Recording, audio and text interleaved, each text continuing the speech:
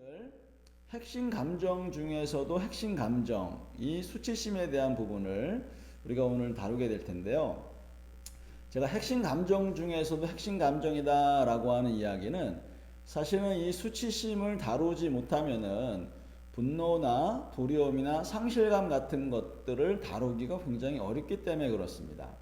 그리고 이 수치심은 조금 아까 우리 이제 한 분하고 이야기하는데 상담 사역을 하시는 분도 계시는데 사실은 이 상담이라고 하는 것 이것이 굉장히 사람들에게 도움이 되지만 사실은 이 수치심이라고 하는 것은 어찌 보면은 상담이라고 하는 것을 사실은 통해서 치유가 안 될 수도 있습니다. 이게 좀 이상한 이야기 같지만 그래서 오늘 이제 수치심에 대한 부분을 들어보면 아 그런 거구나라고 이야기를 이해할 수 있을 것 같고 더군다나 이 수치심이라고 하는 부분은 반드시 신앙적으로밖에는 해결할 수 없다 라고 하는 것들을 나중에 우리가 좀 알게 될 것 같아요. 그래서 이게 우리가 이제 수치심에 대한 부분들을 치료하면서도 그 수치심의 기본적인 것들이 치유가 될 때 분노도 어떻게 보면 더 빠른 속도로 치유가 일어나고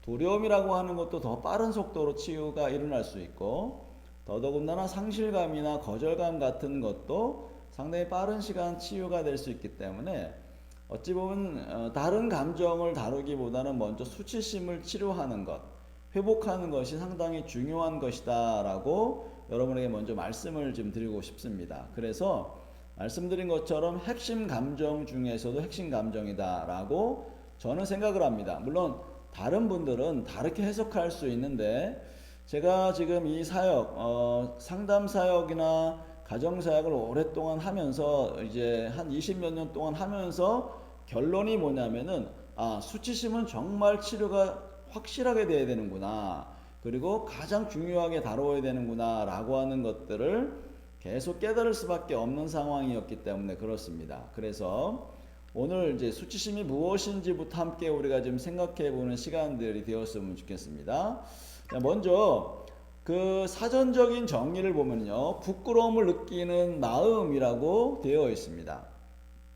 부끄러움을 느끼는 마음 그러면은 사실은 요거만 딱 이야기한다면은 조금 정의 내리기가 조금은 어려워요. 왜냐면은 보통은 내성적인 사람들은 부끄러움을 많이 느끼기 때문에 그러면 내성적인 사람만 느끼는 감정일까? 뭐 이런 생각도 할 수 있고 또 부끄러움을 느끼는 마음이라고 하는 것은 어떤 사람은 좀 뭐랄까요? 그러니까 좀 내성적이면서도 또 이렇게 뭐랄까요? 수줍음이 많거나 뭐 그런 사람들이 어찌 보면은 부끄러움을 느끼는 거라고 생각할 수 있기 때문에 그런데 근데 사실은 이 수치심에 대한 부분들의 명확한 정의가 사실은 잘 안 내려져 있는 것 같아요. 이 사전적인 정의를 보면 그렇다는 거죠. 여러분 지금 제가 보여드리는 그림을 보면은 여러분들 좀 어때요? 이 그림들을 보면은 어떤 느낌이 있을지 모르겠어요. 지금 보면은 한 여성분이 얼굴을 가린 채 있고 또 한 여성분이 또 얼굴에는 검게 칠해져 있는데 마치 웃는 얼굴로 이렇게 그림을 그려서 이렇게 앞을 가려놓고 또 뭐랄까요 그 아래에 있는 학생이 앞에 있는데 뒤에 있는 사람들은 그 학생을 바라보면서 뭔가 조금은 탐탁치 않게 생각하는 뭐 이러한 부분들 이런 것들이 지금 그려져 있고 또 이제 조용히 하세요 라고 하는 뭐 이러한 것도 제가 이제 사진 하나 올려놨고 그런 사람들을 보면서 손가락질하고 비웃는 뭐 이렇게 지금 어떻게 저럴 수 있어? 라고 하는 뭐 이런 것들을 제가 지금 이제 그림을 그런 것들을 찾아서 지금 올려놨는데요.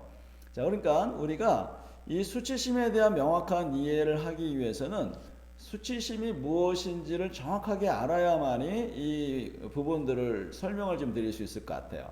그래서 여러분들 사전정의 정의, 다시 말해서 부끄러움을 느끼는 마음을 뛰어넘고 굉장히 어떻게 보면 사람의 핵심적인 문제를 갖고 있는 것이 바로 수치심이다라고 이야기할 수 있게 되었습니다.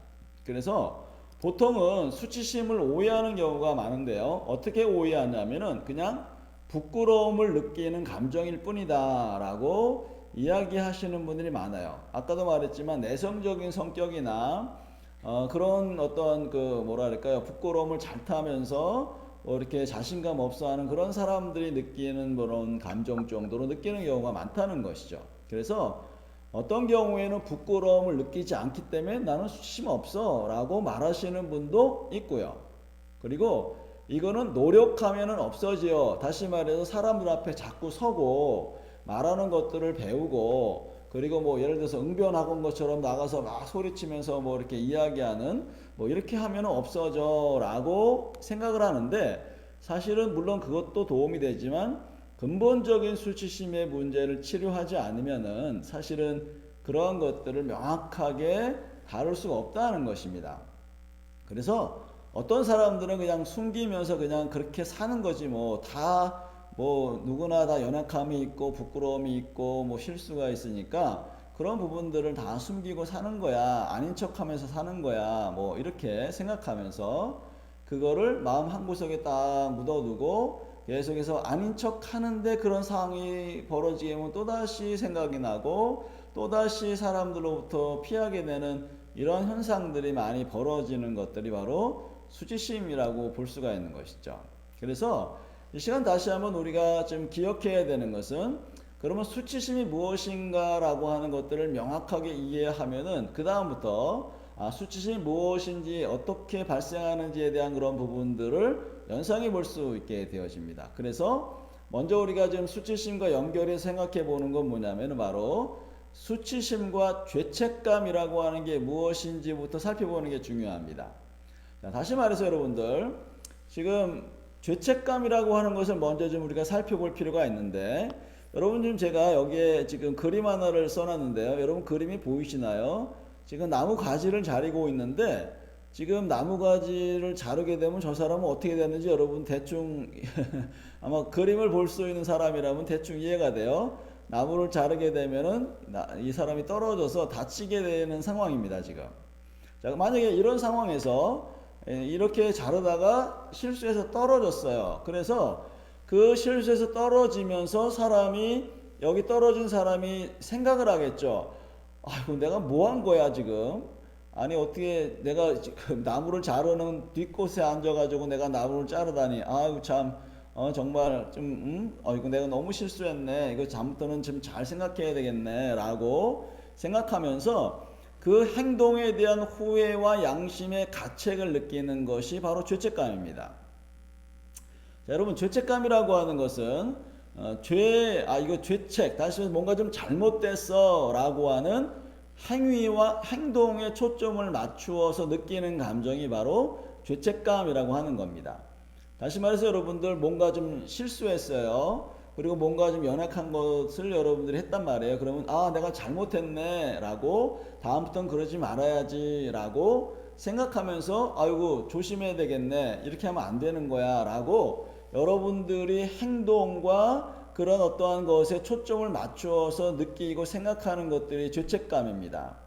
자, 그런데 여러분들, 이 수치심이라고 하는 것은 그것을 조금 더 이렇게 좀 확장시켜서 생각하면서 느끼는 감정이 바로 수치심이라고 볼 수 있는데, 그러한 것들이 뭐냐면, 자, 이제 죄책감, 내가 잘못했네, 다음부터는 그러지 말아야지 라고 이야기를 하는데, 근데 수치심이라고 하는 것은, 자, 이제는 내가 이렇게 하면 정말 안 되는데 또 했네, 나는 날마다 왜 이렇게 형편없는지 모르겠어, 이렇게 무식하고 이렇게 생각도 못하고 너무 지혜롭지도 못하고 나는 정말 쓸모없는 사람이야 라고 스스로를 자책하고 자학하면서 느끼는 감정이 바로 수치심이다 라고 하는 겁니다. 자, 여러분 좀 이해가 되세요? 죄책감이라고 하는 것은 행위에 초점을 맞춘다면은, 수치심이라고 하는 것은 존재에 대한 느낌과 그것에 대한 평가로 느껴지는 감정. 그래서 지금 여기에 써놓은 것처럼 존재를 느끼는 내적인 자각이다, 이게 생각하는 거예요. 나는 정말 바보 같은 사람이야, 쓸모없는 사람이야, 형편없는 사람이야, 역시 나는 안 돼, 뭐 이러한 자신의 내적인 생각으로 자기 자신을 별로 쓸모없다라고 평가하는 어떤 내적인 자각으로부터 느껴지는 감정입니다. 그래서 어떤 경우에는 낙심이 되면서 난 쓸모없어 라고 하면서 그렇게 느껴지는 것이 여러분들 어떤 경우에는 낙심이라고 이야기하지만 그것이 수치심이라고 볼 수 있고, 어떤 경우에는 뭐야, 난 정말 왜 이 모양인지 모르겠어 막 화를 내도 사실은 분노라고 하는 것이 사실은 표현되어지는 거지만, 어찌 보면은 그 안에 수치심이라고 하는 어떤 내적 자각이라고 하는 것들이 발동해서 그렇게 일어날 수 있다라고 하는 것이죠. 그래서 내가 어떠한 사람인지를 느끼는 내적인 자각, 자의식으로부터 나타나는 감정입니다. 그래서 정체성, 아이덴티티라고 보통 이야기하는데, 우리가 정체성을 나는 누구인가, 어떤 사람인가, 괜찮은 사람인가, 쓸모없는 사람인가, 형편없는 사람인가 라고 하는 것을 생각하면서 느끼는 감정이 바로 수치심이다 라고 하는 것입니다. 자, 그러니까 여러분들 아마 여러분이 생활하면서 굉장히 이런 것들을 많이 접할 때가 많을 것 같아요. 제가 옛날에 이제 호주에서 이제 있었던 일인데요. 제가 이제 호주 캔버라라고 하는 베이스에 가서 이제 간사로서 혹은 학생으로서 이제 생활을 몇 년 동안 했었었는데, 처음에 제가 가가지고 무슨 잡을 맡았냐면은 그 청소기로 모든 베이스를 다 청소기를 돌려가지고 먼지를 이렇게 청소하는 그런 잡을 했었습니다. 근데 이제 간사가 뭐라고 얘기했냐면은, 지금 저희 베이스가 디귿자로 되어 있는데 한쪽에는 3층, 한쪽에는 2층 뭐 이렇게 해가지고 조금은 이제 사무실 뭐 동도 있고 해가지고 상당히 커요. 그래서 천천히 청소기를 밀면은 거의 한 2시간 뭐 3시간 정도를 청소기를 돌려야 될 만한 그런 크기였었습니다. 근데 어느 날 저희 아내가 뭐 급한 일 있다고 청소를 하고 있는데 어디를 가야 된다는 거예요. 그래서 어떻게 해요? 빨리 그냥 대충 그냥 뭐 평상시에 계속 해놨으니까 대충 빨리 하자 해가지고 이거를 치워놨습니다. 근데 그 청소기를 하루에 한 번씩 비워야 돼요. 그 이제 먼지를 빨아들였으니까. 그래서 만약에 먼지를 빨아들인 다음에 이걸 버리지 않으면은 그 청소기가 돌아가면서 열을 받으면서 거기서 불이 날 수 있다라고 하는 이야기를 사실은 간사님이 하셨어요. 근데 저는 그걸 깜빡 잊어버리고 그냥 빨리 청소를 한 다음에 그것을 청소기 보관함에 갖다 놓고 그 다음에 이를 보고서 그냥 온 거죠. 그 다음날 다시 이제 청소기를 막 돌리고 있는데 갑자기 사이렌이 막 울리는 거예요. 베이스에 그 파이어 알람이 막 울렸어요. 그 파이어 알람이 울리면은 거기 있는 건물 안에 있는 모든 사람들은 그 베이스 그 앞마당에 다 모여서 체크를 합니다. 이름을 다 부르고 어디를 갔는지 아니면 방에 있는지 이걸 다 조사하지 않으면은 이 파이어 그 스테이션에 있는 사람이 와가지고 만약에 점검을 하다가 사람이 있으면 벌금을 물게 되어 있는 그러한 제도였었어요. 그래서 한 번 만약에 그게 걸렸다 그러면 뭐 적어도 뭐 몇백 불 정도의 그 벌금이 떨어지는 그런 상황이기 때문에 어쨌든 간에 사람들이 다 몰려 있는 겁니다. 그런데 저는 지금 막 청소하다가 파이어 알람이 울렸어요. 근데 딱 보니까 청소기에서 연기가 불풀 나고 있는 거예요. 자, 여러분, 여러분 같으면 어떻게 했습니까? 아유, 제가 잘못했습니다. 이렇게 하면 좋았을 텐데, 그땐 제가 너무 그냥 뭐랄까요, 창피하고 당황스럽고 막 그래가지고 얼른 빨리 청소기 보관을 합니다. 딱 집어넣고 딱 문을 닫아버리고 그리고 나도 그냥 뛰어나갔어요. 그리고 이제 한 5분 정도 있다가 5분 정도가 된 후에는 그 파이어 이렇게 소방서가 와가지고 이제 그 소방대장이 저희 베이스 리더하고 베이스를 쭉 돌아보는 거예요. 그러면 어디에서 불이 났는지 연기가 났는지 금방 이거를 알아차립니다. 그래가지고 이제 베이스 리더하고 그 소방서 대장이 이제 베이스에 들어가가지고 쭉 점검하다가 연기가 나가지고 그런 거다라고 하는 것들을 딱 보고서 바로 나와가지고 아무 일도 없습니다. 여러분 들어가십시오라고 이야기를 했어요. 그래서 사람들이 막 들어가는데 베이스 리더가 저를 딱 보면서 얘기했어요. 아무 일도 없습니다. 들어가세요 하면서 제 얼굴을 계속 봤어요.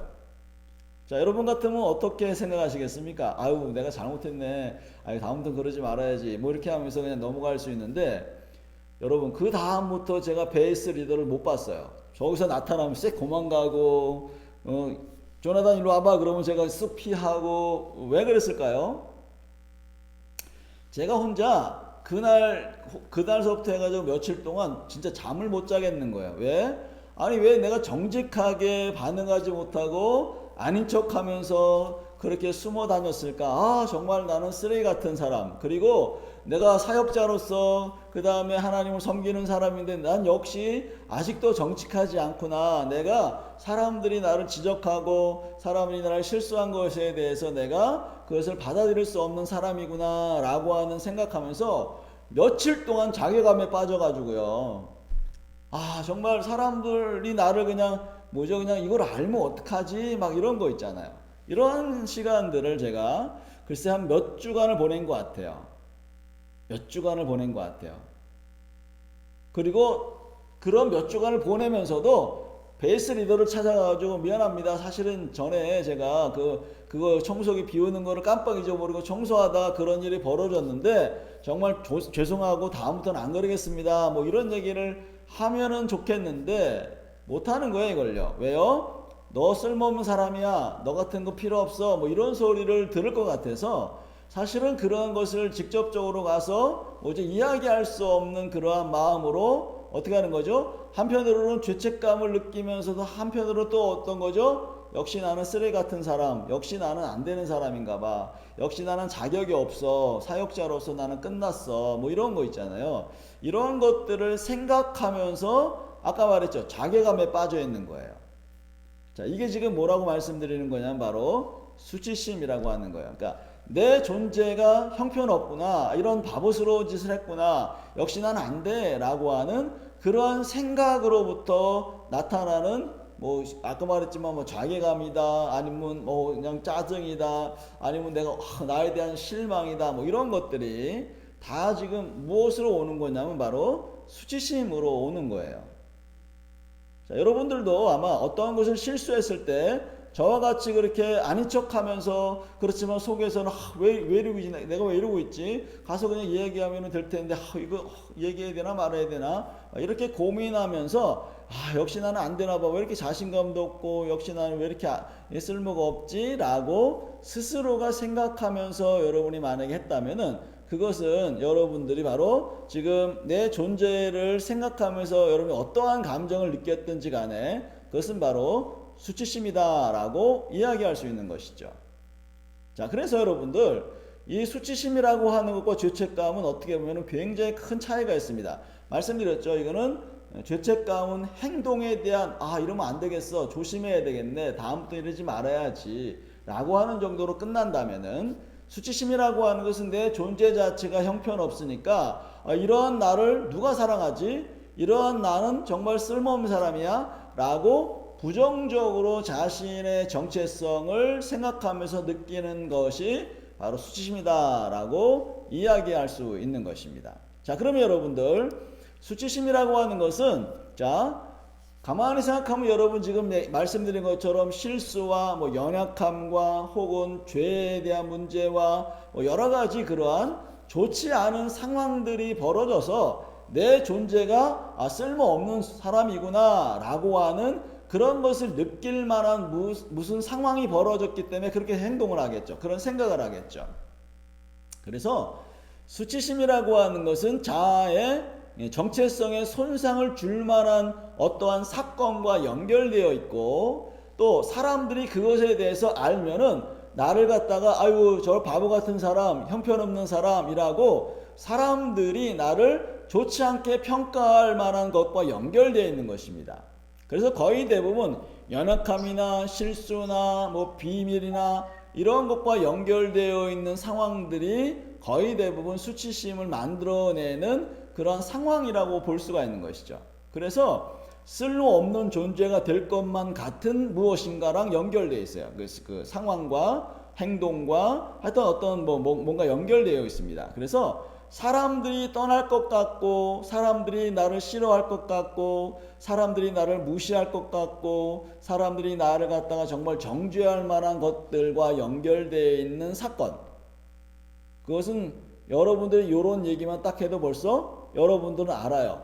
누가요? 여러분이 경험했던 상황이나 여러분들이 실수했던 것들이 벌써 딱 떠올라서 맞아 이거 이야기하면은 이거 사람들이 알면은 사람들이 나를 다 싫어할 거야 라고 하면서 스스로가 그 행동과 사건에 연루되어 있는 것을 금방 알게 돼 있어요.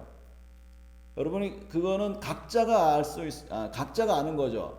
다른 사람은 몰라요. 왜냐하면 여러분들이 아까 말했지만 다른 사람은 알 수도 있고 모르는 게 있는데, 근데 여러분들은 분명하게 알아요.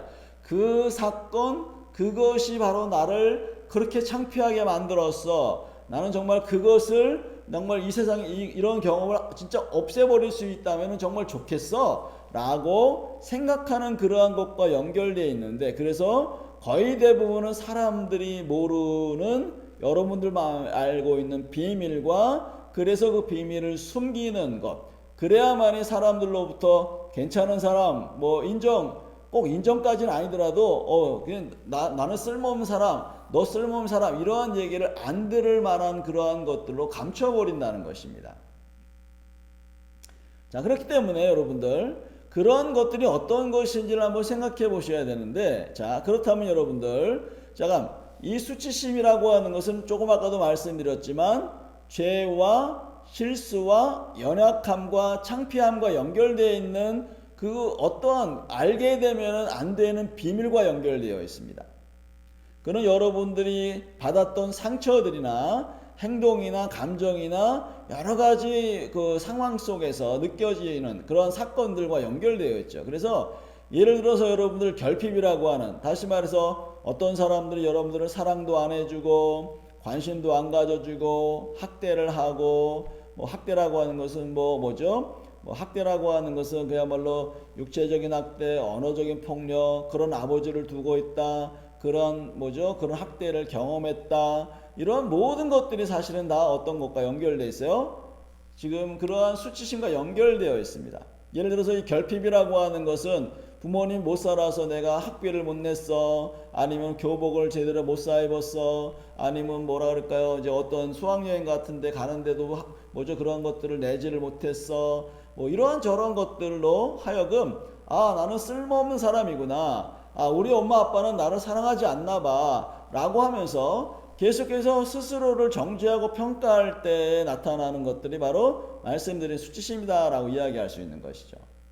여러분, 여기 지금 제가 결핍이라고 하는 것은 아마 여기 계신 분들 중에서 제 책을 보신 분들이 거의 좀 많을 텐데, 근데 책 안에 이제 이런 결핍이 무엇인지에 대한 것들을 좀 써놨는데요. 사람들이 원래 받아야 되는 것, 그래서 생존할 수 있는 어떠한 부분들과 연결되어 있는데, 그런 것들을 못 받았을 때, 느낄 때 사람들은 상처를 받게 되어 있습니다.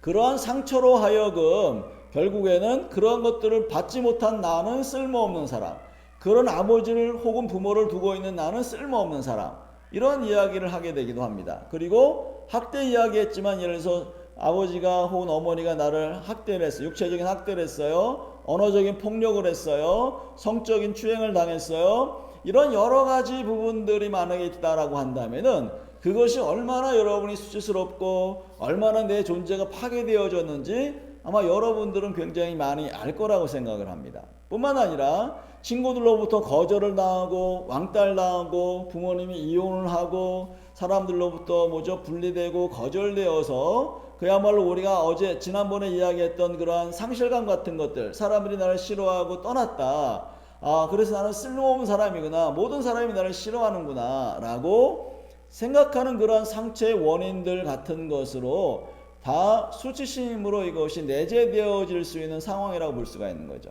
그러니까 여러분들이 과거에 어떠한 삶을 살았는가, 그 어떠한 경험을 했는가가 사실은 굉장히 많은 사람들에게 영향력을 주고 있다는 거죠. 심지어는 부모님이 내가 너를 괜히 태어나게 만들었어 하면서 너가 태어난 거는 이 생의 가장 실수야, 이런 얘기를 듣는 친구들이 많거든요, 사람들이요.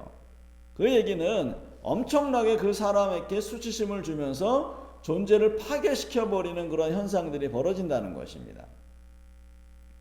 제가 계속해서 천안에 있는 청소년 쉼터에 가서 이렇게 선생님들을 만나고 학생들을 만날 때가 있는데, 근데 그분들 상담해 보면 거의 대부분 부모님으로부터 사랑도 못 받고 그야말로 너가 태어난 것이 얼마나 큰 불행인지 모른다고 하면서 아이를 때리면서 아이를 쫓아버리는 그러한 아이들을 이렇게 모아놓은 그런 쉼터 같은 곳인데, 여러분, 그 아이들 스스로가 나는 세상에서 가장 불행한 사람, 그리고 나는 쓸모없는 사람, 이 세상에 태어나면 안 되는 사람이라고 그 스스로가 정체성을 갖고 있어요.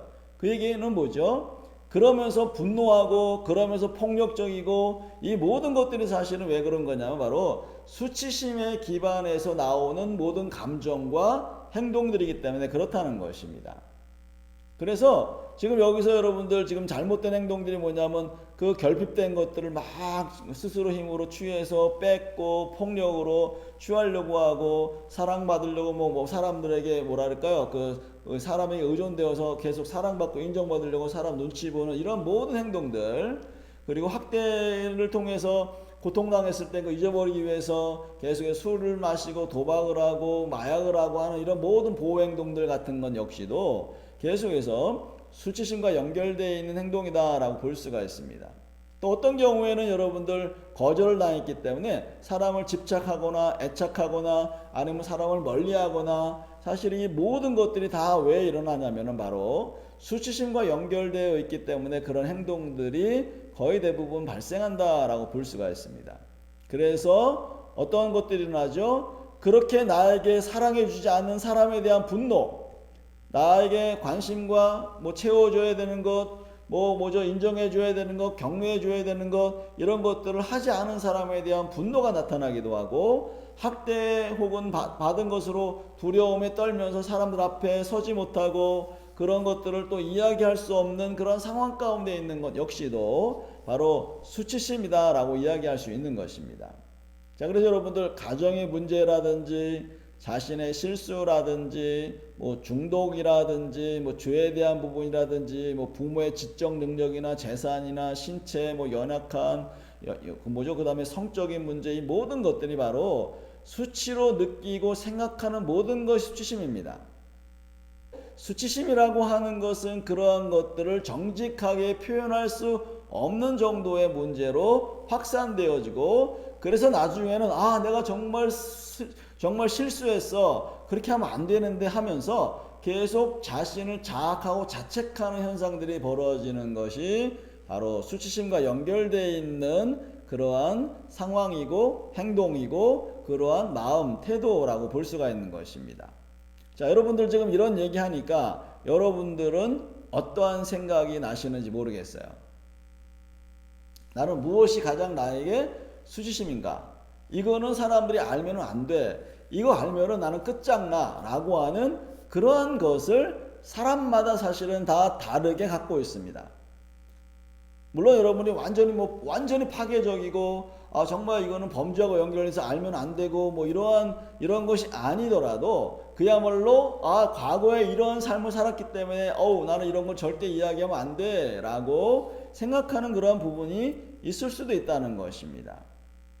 저 같은 경우에는 사실은 옛날에 이런 얘기를 못 했었어요. 무슨 얘기를 못 했냐면 제가 운동을 한 사람입니다 라고 하는 얘기를 하는데 굉장히 좀 부담스러워 했었습니다. 제가 초등학교 5학년, 4학년 말서부터 이제 운동을 했는데요. 이제 뭘 했냐면은 이제 탁구라고 하는 운동을 했습니다. 그래서 고등학교 때 뭐 전국체전에서도 뭐 입상도 하고 뭐 그런 시절을 보냈었어요. 그리고 나서 이제 고등학교를 졸업하고 이제 대학이나 실업팀을 가야 되는데 이제 못 가게 된 거죠.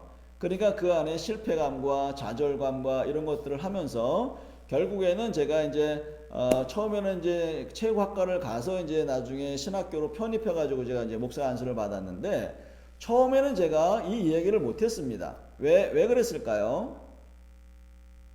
옛날에 다른 사람은 모르겠는데 저는 느끼는 게 뭐냐면, 나는 교실에 들어가서 책상 머리에 앉아가지고 공부해 본 적이 없거든요. 그러니까 사람들이 뭐라고 할까요? 내가 운동했습니다 라고 이야기하면 아유 저 돌머리, 아유 저 공부도 못한 놈, 뭐 이렇게 이야기할까봐 그 이야기를 하는데 굉장히 주저하는 거예요.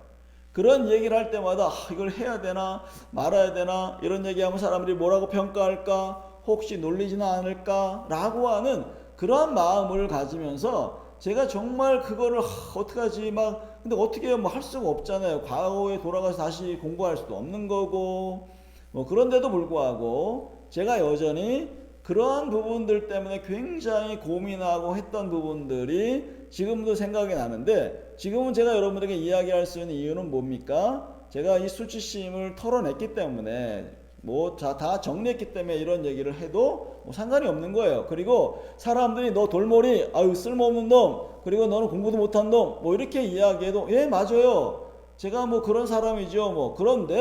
그런데 하나님께서 저를 다시 이끄셔서 이러한 삶으로 살게 하셨습니다 라고 하는 그 정체성이 있어야함에도 불구하고 사실은 그런 것들을 하기가 굉장히 사실은 주저하게 되어지는 것이 바로 수치심이라고 하는 겁니다.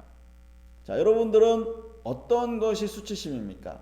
여러분의 가정의 문제가 있을 수도 있고, 여러분 자신일 수도 있고, 어떤 경우에는요, 여러분이 모여있는 단체가 뭔가 좀 잘못되어 있다라고 할 때도 여러분들이 수치심을 느낄 수도 있다는 거예요.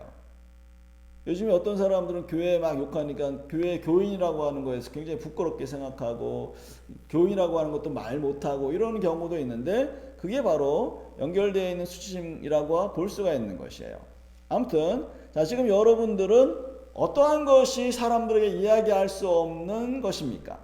사람들이 알면은 여러분들이 땅바닥에 여러분의 존재가 손상될 만한 그것이 무엇입니까? 그거를 생각하면은 여러분이 무엇인지를 금방 알게 돼 있다는 거죠. 자, 그럼 여러분들 수치심의 원인, 지금 이야기했는데 과거의 실수와 죄와 연약함이 내재되게 만드는 것, 그것이 일어났던 날 것 같은 상황, 그러니까 그 과거의 그런 상황들이 비슷하게 일어날 것 같아서 사람들로부터 조롱과 무시와 멸시 같은 거를 받을 것 같은 그런 시간이나 상황이 벌어질 때, 느껴질 때, 그런 것들이 수치심이라고 볼 수가 있죠. 그리고 자신의 부족하다고 생각할 때나 자신 것이 아닌 다른 사람들의 경험이나 실수를 내 것으로 가져올 때도 사실 있다는 겁니다. 이게 무슨 말이냐면은, 아버지가 술 먹고 때리면은 사실은 그거는 내가 잘못한 게 아님에도 불구하고, 내가 수치심을 느끼지 않아야 되는데도 불구하고 그거를 내 거로 가져오는 경우가 많아요. 예를 들어서 여성분들 같은 경우에는 성추행을 당했다 그러면은 사실은 성추행한 사람이 수치심을 가져가야 되는데, 폭행을 당한 사람이 오히려 그 수치심을 가져오는 경우가 많기 때문에 그런 것들이 무엇인가를 생각해 봐야 한다는 것입니다. 자, 그래서 그러면 여러분들 지금 수치심이 있을 때 사람들은 어떻게 행동하냐면요, 당연히 수치심을 숨깁니다. 아까 비밀이라 그랬잖아요. 말하면은 그야말로 내가 멸시와 조롱과 이런 것들을 당하니까 당연히 숨기겠죠. 그리고 어떻게 합니까? 존재의 가치를 높이는 것에 집착합니다. 너 쓰레기 같은 사람이야 라고 하는 그런 이야기를 듣지 않기 위해서 굉장히 자신을 높일 만한, 자신의 가치를 사람들에게 드러낼 만한 것에 집착하고 인정받으려고 하고, 명예나 위치나 재산이나 다니는 학교나 가지고 있는 물건 같은 것으로 나는 이런 사람이야 라고 하는 그러한 자랑할 수 있는 그러한 것들을 굉장히 집착하게 되어 있다는 겁니다. 자, 그럼 여러분들 이런 것을 가지고 있거나 그런 것을 하거나 그것이 내 것이 되었다 할지라도 여러분들 그러면 수치심이 없어질까요? 아마 많은 사람들이 과거에 그런 것들이 있었어. 근데 그걸 좀 숨겨놓고, 그래서 그것을 대신해서 뭔가 사람들에게 자랑할 만한 것들을 열심히 해서 그걸 취했는데, 그러면 여러분 수치심이 사라져야지 정상인데, 어때요? 사라지나요? 아마 모르긴 몰라도 여전히 그것이 나의 감정을 요동하게 만들고 나의 정체성을 요동하게 만들지 그것이 사라지지는 않습니다. 근본적으로 문제를 해결할 수 없다는 게 문제라는 거예요. 이런 식으로 뭔가를 하게 될 때 말하는 겁니다. 그렇기 때문에 우리가 다시 한번 그러면 어떻게 해야 될 것인가 라고 하는 고민을 해봐야 되는 거예요. 자, 그러면 여기서 우리가 지금 수치심이라고 하는 것을 조금 더 이렇게 요약해가지고 좀 생각을 해봐야 되는데, 자, 여러분 요 말씀을 굉장히 우리가 좀 잘 들어야 되는데요. 첫 번째 뭐냐면은, 자, 이렇게 하는 이유가 뭘까요 도대체? 다시 말해서 숨기고 자신을 높일 만한 어떤 것에 집착하고 그것으로 자신의 존재를 찾으려고 하는 이유가 뭘까라고 하는 거죠. 그거는 뭐냐면은 과거의 실수와 연약함으로 자신의 정체성을 기반을 두고 있기 때문에, 다시 말해서 행위를 가지고 과거를 가지고 나의 정체성을 삼고 있기 때문에 그러한 것을 할 수밖에 없다는 겁니다. 다시 말해서요, 행동을 가지고 존재를 나의 정체성에 기반을 두고 그렇게 살아가고 있다는 겁니다. 두 번째는 뭐냐면은, 그러한 것들을 사람들이 알면은 나는 쓰레기 같은 사람이 되고 사람들이 나를 멸시하게 되니까 사람들에게 좋은 평가를 받아야 돼 라고 그런 생각을 갖고 있다는 얘기는, 사람들로 하여금 그 어떠한 평가를 받고 있는가에 대한 것으로 정체성에 기반을 두고 있다라고 하는 겁니다. 다시 말해서 사람들의 평가와 인정과 이런 것에 정체성이 높아졌다가 낮아졌다가 그 정체성의 기반을 사람에게 두고 있다라고 하는 이야기입니다. 자, 이해가 되십니까, 여러분들? 자, 세 번째는 뭐냐면은, 자, 세상 것, 다시 말해서 돈이라든지 아니면은 뭐 명예, 어떤 자리, 사람들이 인정해 줄 만한 무엇인가의 실력 같은 세상에서 인정받을 만한 그것으로 정체성의 기반을 두고 있다라고 하는 것입니다. 자, 그럼 여러분들 다시 한번 여기서 좀 생각해야 되는 것이 뭔지 아십니까? 제가 여기다 뭐라고 써놨냐면, 흔들리는 기반 위에 정체성을 세워놓았다라고 하는 겁니다. 과거의 실수와 죄와 연약함에 여러분의 정체성에 기반을 두고 있고, 그것으로 사람들이 나를 어떻게 볼까라고 하는 사람들의 평가에 정체성에 기반 두고 있고, 그래서 세상 것으로 내가 인정받을, 사람들이 인정해 줄 만한 것으로 나는 그렇게 뭐가 있어야 돼 라고 하는 세상 것으로 정체성을 삼고 있다는 얘기입니다. 자, 그 얘기는 뭘까요? 좀 죄송하지만 여러분들이 그리스도 안에서의 정체성이 지금 거의 무너져 있다는 얘기입니다. 사실은 수치심이라고 하는 건 바로 그런 거예요. 자, 나의 정체성을 주님께 두고 있는가? 아니면은 과거나 사람들, 세상 것에 나의 정체성의 기반을 두고 있는가를 하나님께서 그것을 딱 보여주시기 위해서 우리들에게 수치심이라고 하는 것을 주시는 거예요. 자, 그럼 여러분들 한번 생각해 보세요. 그 기도로, 영적인 헌신이나 봉사로 수치심이 회복이 될까요? 아까 말했죠, 여러분들. 세상 것으로 내가 학위를, 예를 들어서 내가 이제 과거에 뭐랄까요, 공부를 못했는데 내가 열심히 노력해서 학위를 받고 박사도 받고 그러면 여러분들 수치심이 없어질까요? 죄송하지만 수치심이 없어지지 않습니다. 왜요? 과거에 이런 나를 알면은 사람들이 나를 별로 인정해 주지 않을 거야 라고 생각하기 때문에 여전히 그 수치심을 해결할 수가 없다는 것이 문제라고 하는 것이죠. 여러분, 좀 아까도 제가 이제 그런 얘기 했었는데요. 여러분, 그래서 영적인 사람, 기도를 열심히 하는 것으로 막 열정적으로 기도하고 뭐 환상을 보고 막 뭐 헌신을 하고 뭐죠, 선교사로 나가서 뭐 활동하면서 사람들을 막 구제하고 뭐 이렇게 열심히 일하면은 수치심이 없어질까요? 죄송하지만 역시 그게 뭐예요? 사람들이 인정해 줄 만한 무엇인가로 내 정체성을 삼고 있고, 내가 어떤 일을 하는 것에 그 행동으로 정체성의 기반을 삼고 있는 것들이 드러날 뿐이지, 그 안에 내가 정체성 자체가 예수 그리스도 안에 있다라고 하는 것들은 좀 죄송하지만 그렇게 우리가 접근할 수가 없어요. 그런 것을 확증할 수가 없습니다. 불가능합니다. 자, 그래서 어떻게 해요?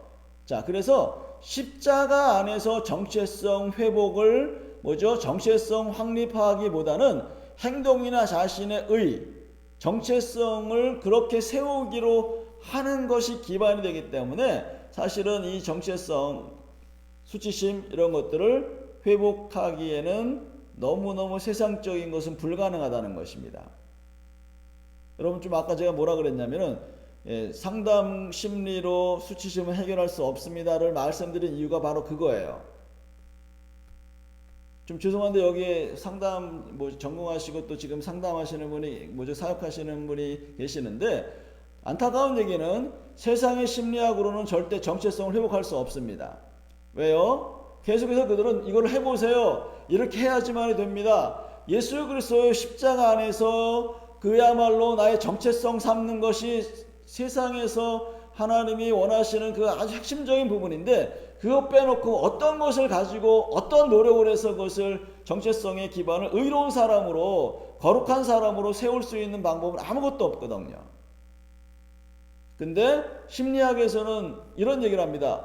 어렸을 때 공부 못했으면 공부를 해보세요. 그리고 그것을 극복하셔야 됩니다. 뭐 이런 얘기. 여러분 그거는 좀 죄송하지만 그거는 회복이 아니에요. 진정한 변화가 일어날 수 없다는 겁니다. 근데 많은 사람들은 거기에 집중하고 있다는 거죠. 그래서 십자가라고 하는 것 외에는 결코 수치심은 치료할 수 없다는 겁니다. 자, 아까 제가 말했어요. 영적으로 기도하거나 봉사하고 헌신한다 할지라도 이 수치심에 대한 기반이 행위에 대한 기반, 사람의 평가에 대한 기반을 두기보다는 십자가의 정체성을 둘 때 이것이 확 깨지는 것이지 기도 많이 하고 영적인 봉사 헌신 많이 한다고 해서 깨지는 게 아닙니다. 저는 여러 군데 지금 선교 지역에 나가서 선교사님들이나 뭐 목사님들이나 이런 분들을 만나서 상담을 해보면요, 아니 이야기를 해보면요, 그들이 열심히 사역을 하지만 진짜 열심히 사역하는 이유가 뭘까 보면은 사람들로부터 인정과 사람들로부터 높임과 이런 것들을 다 받으려고 하는 그러한 분들이 상당히 많다는 겁니다. 저는 여러분들이 다시 한번 이 수치심의 원리가 뭔지를 정확하게 알아야 된다라고 볼 수가 있는 거죠. 그러면 회복의 길은 뭐냐 이런 거죠. 어떻게 하면 회복이 일어날 것인가. 여러분 회복이라고 하는 것은 두 가지를 하셔야 되는데, 먼저 하나님께 내 정체성을 세상에 두고 사람에게 두고 과거의 행위에 두었던 것을, 주님 이것이 죄입니다. 주님의 십자가로 하여금 내가 의로운 사람 됐는데 여전히 내 의로 계속해서 나의 정체성을 삼으려고 했던 것을 회개합니다 라고, 안타까운 얘기지만 여러분이 주님 앞에 철저하게 이것을 고백하고 자백해야 합니다. 근데 여러분 여기 요거로만 해가지고는 회복이 일어나잖아요. 가장 중요한 회복의 시작은 뭔지 아십니까? 사람들에게 나의 연약함을 고백하고 이야기하면서 그때 마음이 편안해지고 누구한테든지 이야기할 수 있는 상황이 될 때 진짜 수치심은 치료가 된다는 거예요. 점점 치료가 일어나기 시작합니다. 왜 그럴까요, 여러분들? 아니 그러면 사람에게 이야기하는 것이 아니 왜 치유의 아주 핵심적인 요소일까요? 라고 사람이 물어볼 수 있어요. 자, 그럼 여러분들 사람에게 이야기하는 순간 무슨 일이 벌어지는지 아십니까? 나 연약함을 사람에게 이야기하는 순간 과거의 행위와 죄와 연약함으로 정체성 삼았던 것들을 깨뜨려 버립니다. 나 이런 사람인데요, 근데 하나님 나를 사랑하시는 거예요 라고 과거의 실수와 연약함의 정체성 둔 것을 떠내보내게 돼 있어요. 두 번째는 사람의 평가. 사람의 평가는 뭐예요? 내가 이런 얘기하면 사람이 뭐라 그럴까 라고 하는 그러한 평가, 사람의 평가로 정체성 삼은 것들을 내가 이야기해 보니까 어떻게 되는 거죠? 사람들이 뭐라고 하든 예, 나 그런 사람 맞아요. 그런데 하나님은 나를 그렇게 생각하지 않습니다 라고 사람들에게 정체성의 기반을 둔 것들이 깨지기 시작합니다. 자, 그럼 세 번째는 뭘까요? 당연히 내가 그런 고백을 하면서 예, 주님밖에 없습니다, 십자가밖에 없습니다 라고 하는 고백과 함께 세상 것은 아무것도 나를 회복할 수 있는 것이 아닙니다 라고 해서 여러분들이 세상에서 인정받을 만한 어떠한 행위나 가지고 있는 돈이나 이런 것들을 전부 다 내려놓게 되어지면서 여러분이 세상 것으로 정체성 삼으려고 했던 것들이 깨져버리게 돼 있어요. 그래서 여러분 하나님께 자백하는 것도 물론 중요한데 더 중요한 것은 바로 사람에게 나의 연약함을 고백하는 것입니다. 그럼 여러분 생각해 보세요.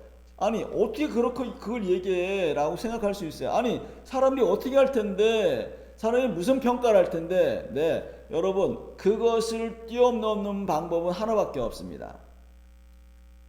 바로 그래서 내가 그것을 이야기하면서 십자가 앞으로 한 걸음 한 걸음 걸어가야 합니다. 그래서 십자가에서 자신의 정체성을 세우기 위해서는 반드시 사람을 통과해야 합니다. 사람을 통과한다는 얘기는 사람에게 나의 연약함을 이야기하고 사람들의 평가를 어떻게요? 무슨 평가를 하든지 상관없이 나 그런 사람 맞아요 하면서 이야기할 때 진짜 십자가를 만나게 돼 있다는 겁니다. 그렇기 때문에 여러분들이 다시 한번 그러한 것들 앞에서 우리가 나가야 된다라고 볼 수가 있는 것이죠. 그래서 여러분들 아까도 이제 잠깐 얘기했지만 그거를 고백해야 되는데 그럼 아무한테나 고백하면 안 돼요. 어떤 사람한테? 맨 처음에 여러분들 정말 말하기 힘들거든요. 그러니까 어떻게 합니까? 말하기 힘든데 그래도 나를 감싸줄 만한 사람, 아직도 내가 연약하기 때문에 이거 얘기해야 되나 말아야 되나 막 고민하는데 사실은 내가 옛날에 이런 게 있어서 그래 나도 그랬었어. 우리 같이 그 연약함이 있으니까 우리 주님만 붙들자 라고 하는 사람한테 먼저 이야기를 하세요. 만약에 여러분들이 이거를 갖다 아무한테나 이야기해 너 그런 사람에서 재수없어 너 같은 거 절겨 이런 얘기하면은요 더 이상 그 수치심을 회복하려고 하는 마음조차 사라지기 때문에 우리가 반드시 뭐 해야 돼요? 그래도 나의 실수와 연약함을 받아줄 만한 사람에게 이야기해야 한다는 것입니다. 그런 공동체를 만나야 되는데 안타깝게도 여러분들 교회는 그런 것들을 하기가 어려워요.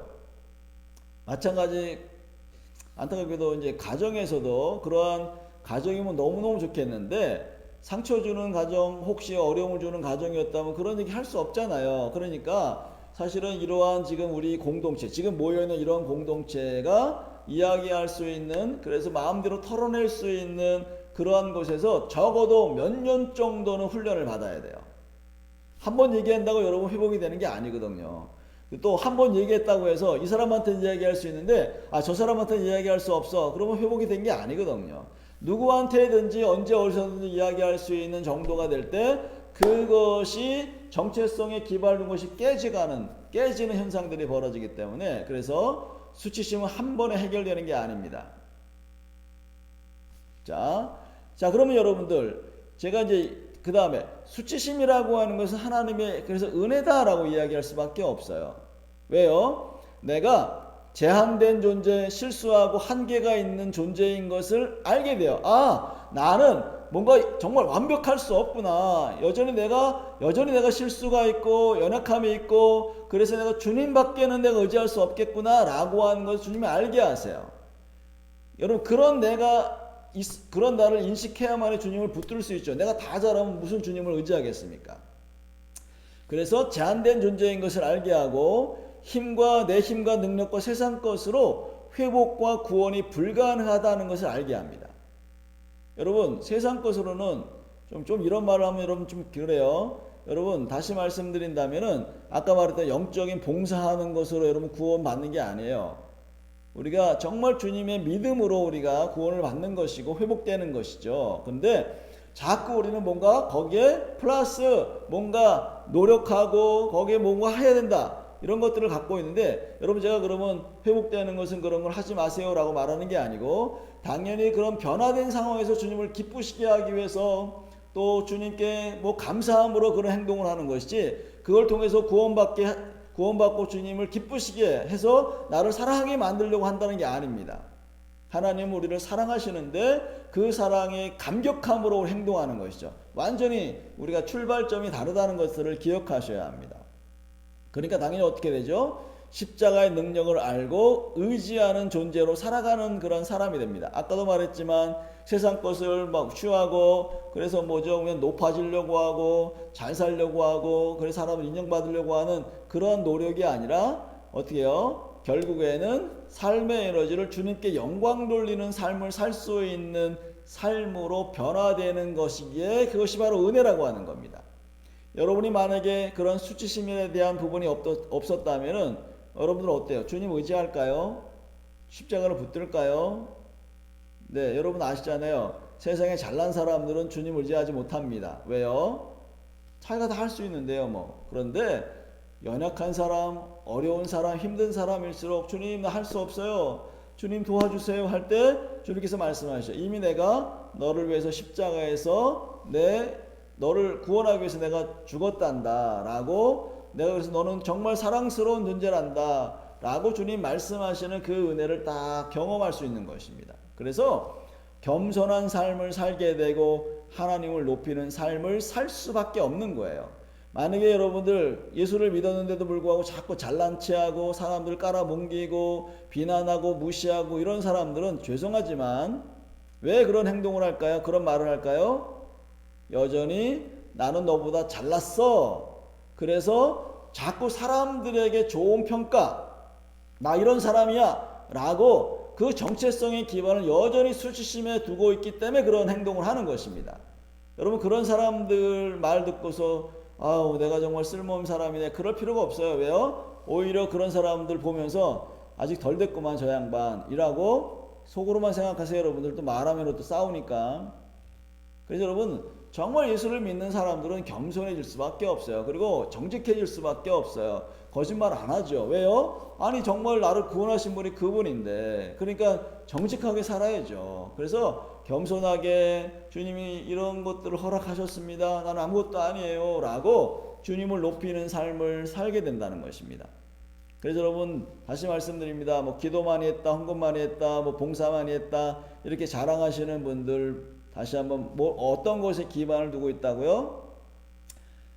사람들의 평가, 세상 것의 정체성에 기반을 두고 있기 때문에 자꾸 그렇게 행동하고 말하는 거예요.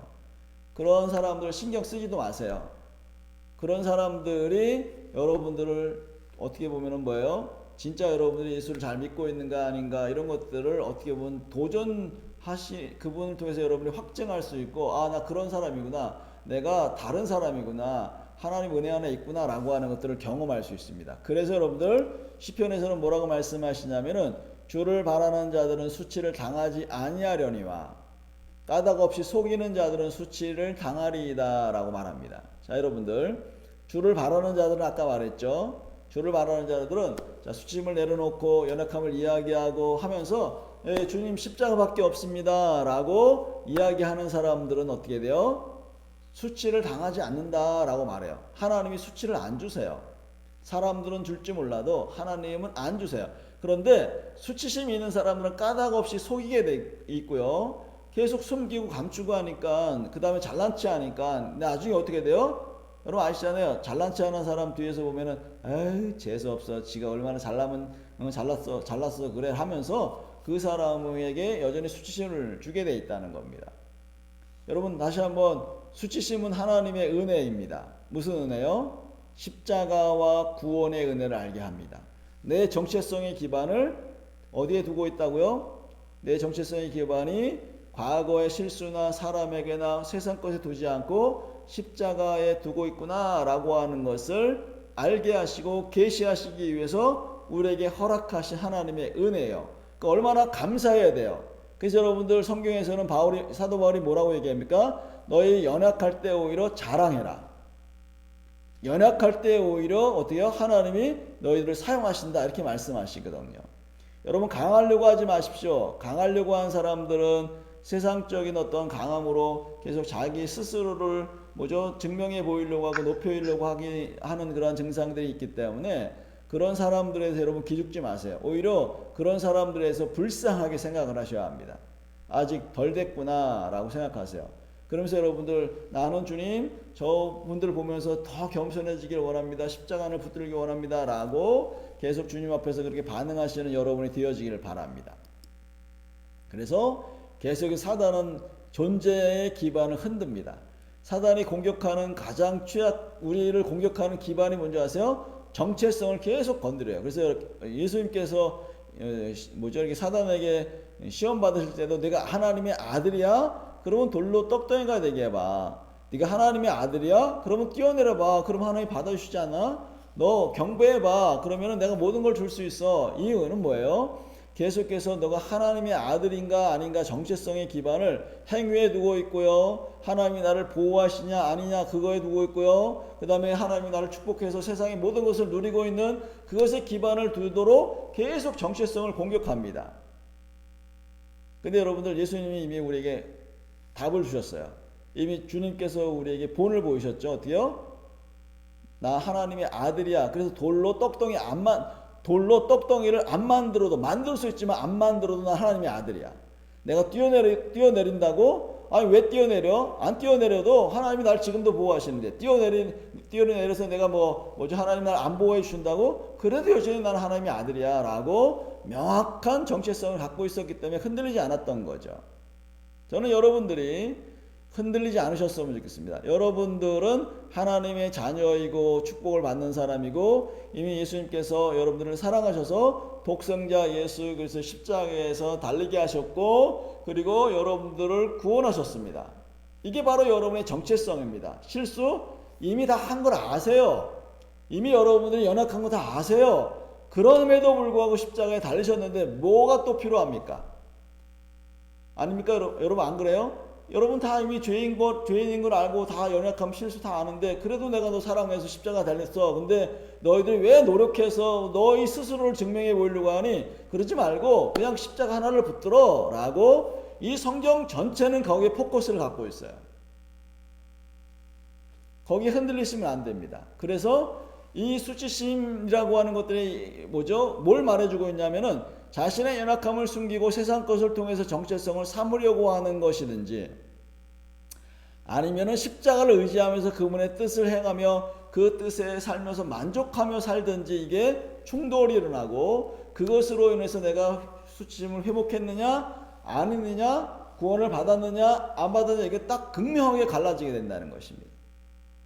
여러분들 지금 교회 나가는 모든 사람이 정말 이 믿음으로 살아가는 사람들이 아니거든요. 한 번은 제가 어느 교회에 가서 말씀을 이 수치심에 대한 강의를 했었습니다. 그리고 그 부목사님이 저를 이제 그 기차역으로 저희들을 이렇게 데려다 주려고 저는 이제 다른 지역에서 갔으니까. 그러면서 그 목사님 얘기하더라고요. 목사님 오늘 강의가 참 너무 감명 깊었습니다. 아, 네 그래요. 이렇게 얘기했더니 근데 목사님 저는 목사님 말씀에 하나 좀 동의하고 싶지 않은 게 있어요. 그래서 뭐예요? 그랬더니 너무 좋은데 사람한테 고백하라니요. 이거 사람한테 고백하면 요즘에 교인들이 얼마나 영악한지 아십니까? 사람한테 이야기하면요 뒤에서 수근수근거리고요. 그리고 계속해서 말씀 전할 때 그 말씀도 은혜롭게 받아들이지도 않고요. 정말 그 말하는 건요 정말 이거는 엄청난 어떤 뭐죠 이렇게 부정적인 그 영향력을 가지고 있기 때문에 목회 사역하기가 부목으로 있지만 목회 사역하기가 너무너무 어렵습니다. 목사님 저는 그걸 동의할 수 없어요. 이렇게 이야기하더라고요. 제가 뭐라 그랬는지 아세요? 목사님 십자가의 은혜를 아직 모르고 계시군요. 여전히 사람 밑에서 신앙생활 하시군요. 사람들의 평가에 무서워서 그리고 십자가의 은혜를 모르면서 계속해서 사람들의 눈치를 보면서 목회하는 그 목회 죄송하지만 그 목회는 정말 생각해 보셔야 합니다. 그랬더니 이분이 계속해서 이렇게 이렇게 그냥 아닌 것처럼 이렇게 그냥 인상 쓰고 계시더라고요. 그러거나 말거나요. 여전히 그분은 목사라고 하는 직인을 갖고 있지만 여전히 뭐가 있는 겁니까? 사람들의 눈치를 보는 거예요. 예, 여러분들 연약함을 이야기해서 거기서 자유케 되어져야 합니다. 그래서 십자가를 붙드는 삶을 사십시오. 그래서 이 수치심이라고 하는 것은 다시 말씀드린다면 내가 십자가를 붙들고 거기에서 정체성을 삼고 있는가? 아니면은 과거의 연약함과 사람들의 평가로 정체성을 삼고 있는가가 딱 극명하게 완전히 그야말로 딱 드러나는 현상이기 때문에 여러분들이 다시 한번 이것을 통과하셨으면 좋겠습니다. 그래서 이 강의를 듣는다고 해서 여러분들이 회복이 된 게 아니에요. 좀 죄송한데 그 다음서부터 내가 사람들에게 고백할 건가 말 건가는 여러분이 선택하는 거예요. 근데 안타깝게도 여러분들이 좀 아까도 얘기했지만 받아줄 만한 사람들에게 먼저 하셔야 합니다. 그래서 저희가 지금 학교를 운영하고 있는데 계속 그룹 치료를 하는데요. 계속 나의 연약함을 이야기하면서 십자가의 은혜를 깨닫게 하는 그런 시간들을 갖게 하는데 여러분들도 그러한 공동체를 만나시기를 바라고 안타깝지만 지금 많이 흩어져 있기 때문에 글쎄 여러분들이 얼마만큼 도움을 드릴 수 참 이게 좀 한계가 있기 때문에 도움 드리기 너무 어려워서 좀 안타깝죠.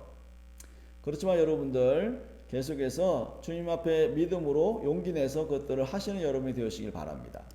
그래서 수치심의 생각은 뭐죠? 과거를 알면은 사람들이 나를 싫어할 거야 라고 하는 것에서 그래도 나는 종교회로 여러분 바꾸셔야 돼요. 나는 실수 덩어리야 해서 그래도 난 사랑받는 하나님의 자녀야. 왜 난 이렇게 부족하지 해서 부족하기 때문에 주님을 의지하고 주님을 믿는 거야. 나는 가능성이 없어가 아니라 여전히 그리스도 안에서 나는 얼마든지 가능해 라고 우리 생각을 바꾸셔야 되는데, 아까도 말했지만 이거는 고백하고 나누고 하면서 용기가 생기고 주님의 은혜를 더 경험할 때 이런 생각으로 변화되어지는 것들을 발견할 수 있습니다. 그래서 영적인 문제는 뭐라고요? 난 쓸모없는 사람이야 라고 하는 생각으로 자신의 과거와 사람들의 평가, 나의 존재를 높이는 어떤 것이 바로 여러분들의 하나님이 되어버렸다라고 하는 겁니다. 진짜 하나님은 여러분들이 지금 못 만났거나 아니면은 그분을 중요하게 생각하지 않고 정체성의 기반을 계속 다른 곳에 두고 있기 때문에 주님께서 여러분들의 정체성을, 여러분의 구원을, 여러분의 어떤 확증을 계속해서 여러분들이 못하는 것이 주님은 여러분을 계속해서 그것으로 이끌어 가기를 원하시는 겁니다. 여러분이 하나님을 내려놓으십시오. 과거의 실수와 연약함을 내려놓으십시오. 사람들의 평가를 내려놓으십시오. 하나님의 평가가 중요한 것이지 절대로 사람들의 평가가 중요한 게 아닙니다. 그리고 존재 자체는 주님께 두셔야 됩니다. 십자가에 두셔야 합니다. 그래서 여러분, 십자가의 은혜, 다시 말해서 수치심이라고 하는 것은 십자가의 은혜 안에 머물도록 하는 거예요. 여러분이 이 강의를 들었다고 해서, 믿는다고 해서 여러분의 실수와 연약함이 뭐죠? 이런 없어졌어. 아니, 그리고 또 앞으로 짓지 않을 거야. 아니요. 여러분이 또 이 강의를 듣거나 신앙생활 하면서 실수하고 연약함이 드러날 거예요. 그때마다 다시 뭐예요? 다시 십자가를 붙드는 거예요. 연약함을 통해서 주님을 더 붙들고 의지하는 겁니다. 이것이 바로 주님께서 우리에게 말씀하시는 수치심의 은혜입니다. 은혜로 나갈 것인가 아니면 고통으로 나갈 것인가, 이거는 여러분들이 결정하는 겁니다. 여러분이 선택하는 거예요. 어떻게 할 것인가, 이거에 대해서는. 자, 그러면 우리가 어떻게 이 문제를 회복할까요? 자, 아까도 우리가 계속해서 전에 이야기했던 것처럼 삶 속에서 회복 과정을 해야 됩니다. 근데 먼저 우리가 누구의 문제인지를 먼저 인식하셔야 됩니다. 이것이 나의 연약함이고 나의 문제인가, 내가 수치심을 가지고 와야 되는 것인가 라고 하는 것들을 고민해 봐야 돼요. 아까 말했죠, 여러분들. 성추행을 한 사람이 수치스러워야 돼요. 그런데 성추행 당한 사람이 수치스러워 하거든요. 이건 내 문제가 아니에요. 나는 피해자예요. 하나님이 뭐라 그러실까요? 너 성추행 당해서 어떻게 그럴 수가 있어? 말씀하지 않아요. 아이고 힘들었겠네, 아팠겠네, 위로해 주시죠. 자, 아버지가 때렸어요. 아버지가 문제지 왜 내가 문제예요? 예를 들어서 여러분 학비를 못 냈어요. 그럼 아버지가 학비 안 줘가지고 여러분들 수치심을 당했단 말이에요. 그러면 아버지 문제지 왜 내 문제예요? 자, 벌써 여러분들 이 누구의 문제인지만 인식을 하더라도 사실은 수치심의 굉장히 많은 부분들을 이렇게 정리할 수 있는 상황이 될 수 있습니다. 못 배웠다고요? 네, 내가 못 배웠어. 그러면 내가 여기서 공부 안 해서 공부를 못 했어. 그러면 그거야 내 문제인데. 근데 여러분들 학비를 안 줘가지고 그 공부 못하게 일 시켜가지고 그랬다면 왜 내가 수치심을 당해야 됩니까? 지금서부터 그거는 노력하면 되죠. 그리고 공부도 하세요. 이거 한다고 해서 공부하지 마세요 이렇게 말하는 게 아닙니다. 공부도 하시지만 여전히 하나님의 십자가의 은혜를 딱 붙들고 하는 거하고 완전히 다르다라고 하는 거예요. 그래서 나의 죄, 연약함, 실수이기도 하지만 어떤 것은 수치를 준 사람의 문제일 수도 있기 때문에 그걸 구분해라 라고 하는 것들이 첫 번째에게, 이게 굉장히 중요해요. 근데 요거는 생각만 해도 우리가 그럴 수 있겠다 이렇게 생각할 수 있어요. 자, 그 다음에 어떻게 하는 거예요? 지난번에도 이야기했던 것처럼 나에게 수치를 주었던 기억 속에서의 상황 속에서 사람에게 상처받았던 것들을 하고 싶은 말을 이야기하고 감정을 표현한 다음에 뭐 하라고요? 용서하고 회개하는 시간들을 가져야 된다라고 하는 것입니다. 자, 그리고 세 번째가 뭐예요? 요거는 기도하는 방법은 똑같아요, 여러분들. 그 다음에 요 세 번째로부터는 뭐예요? 세 번째는 연약함을 인정하고 고백하는 것을 하나님과 사람에게 하라. 안전한 장소에서 안전한 사람에게 그것을 고백하는 시간을 가져야 된다라고 합니다. 그래서 여러분 지금 제 뒤에 글씨가 보일지 모르겠는데요. 제 뒤에 보면은 여기에 이제 글씨가 써 있어요. Safe people, safe place라고 하는 게 써 있는데요. 저희 센터의 가장 기본이 바로 그거예요. 안전한 장소, 안전한 사람이 되자. 어떠한 이야기를 해도 다 받아주고 어떠한 얘기를 해도 그 사람을 정죄하지 않는다. 그래서 이 장소에서 그런 얘기를 토론하면서 회복되는 그런 시간들을 가졌으면 좋겠다라고 해서 그 표를 써놓은 거예요. 그래서 여러분들 안전한 장소, 안전한 사람을 좀 만나셨으면 좋겠습니다.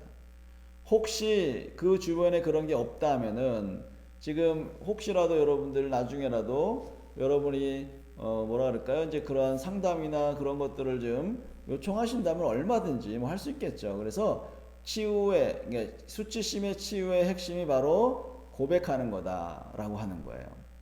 연약함, 실수, 아픔들 이런 것들을 이야기하면서 여러분의 마음에 있는 무거운 짐들을 내려놓고 십자가를 좀 붙드셨으면 좋겠어요. 자, 그러니까 여러분들 이거를 아까도 말했지만 좀 가장 이야기하기 힘든 게 사실은 성적인 문제이더라고요. 보니까 다른 것도 힘들긴 하지만 성적인 문제가 굉장히 어려운 게 왜냐하면은 성이라고 하는 것은 정체성이 수치심의 핵심이 그래서 결국에는 하나님과 하나님에게 이렇게 딱 이렇게 고백하는 그런 부분이기 때문에 안전한 장소에서 안전한 사람에게 고백하는 시간들을 가지셔야 합니다. 이것이 수치심의 핵심이라고 볼 수가 있어요.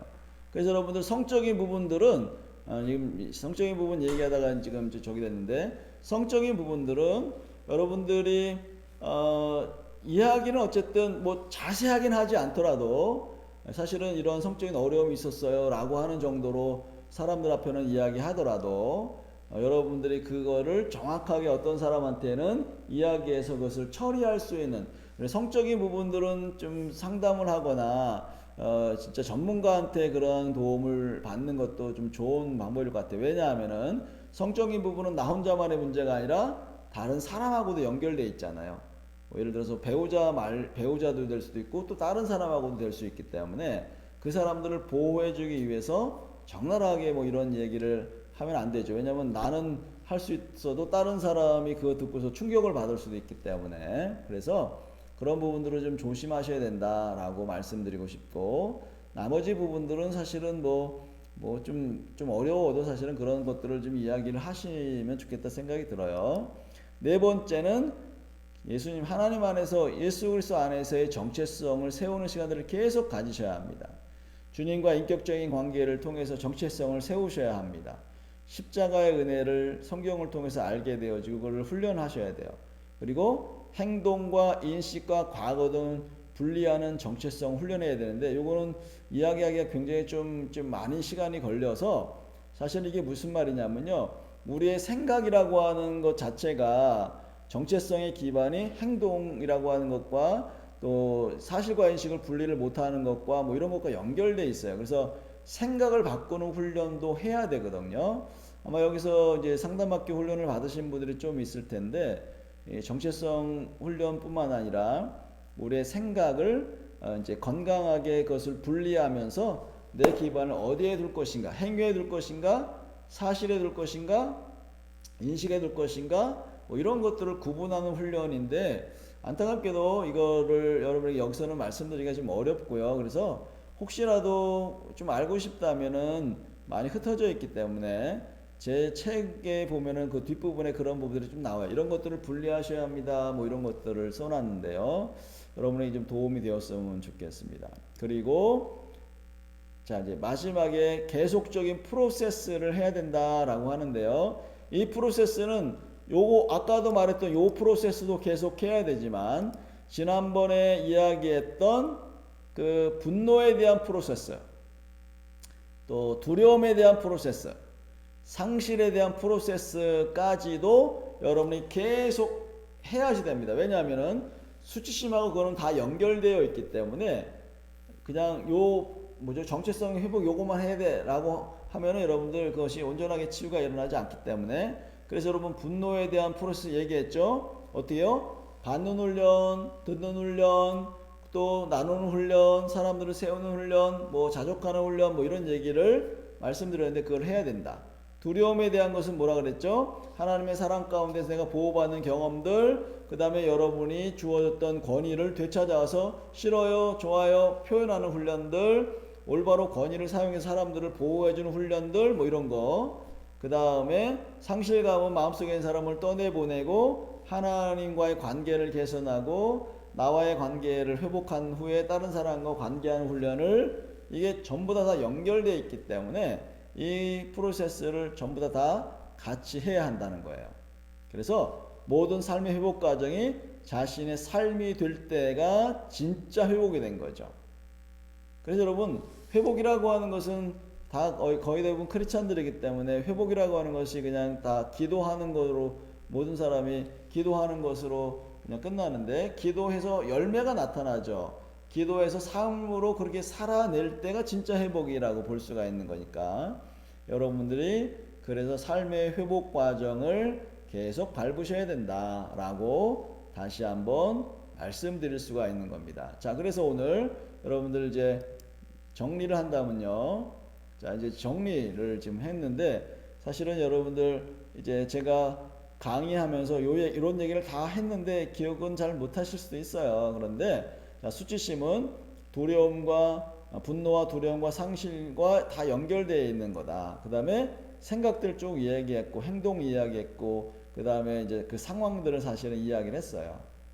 그래서 우리의 영적인 문제는 내가 하나님이고 당신이 하나님이고 관계했던 사람이 하나님이고 이 모든 것과 그 다음에 세상적인 어떠한 것이 하나님이 되어버리는 상황이다라고 말씀드렸고 그래서 받고 나누고 자족하는 훈련, 권위와 보호와 사랑해주는 훈련, 그 다음에 떠내보내고 관계, 하나님과 나와 사람들과의 관계하는 훈련, 그 다음에 위에 있는 모든 프로세스와 함께 정체성을 십자가에 두는 훈련을 계속해야 된다라고 말씀드릴 수 있습니다. 이것이 이제 한 개로 딱 요약해서 우리가 볼 수 있는 내용이라고 이렇게 이야기할 수 있습니다.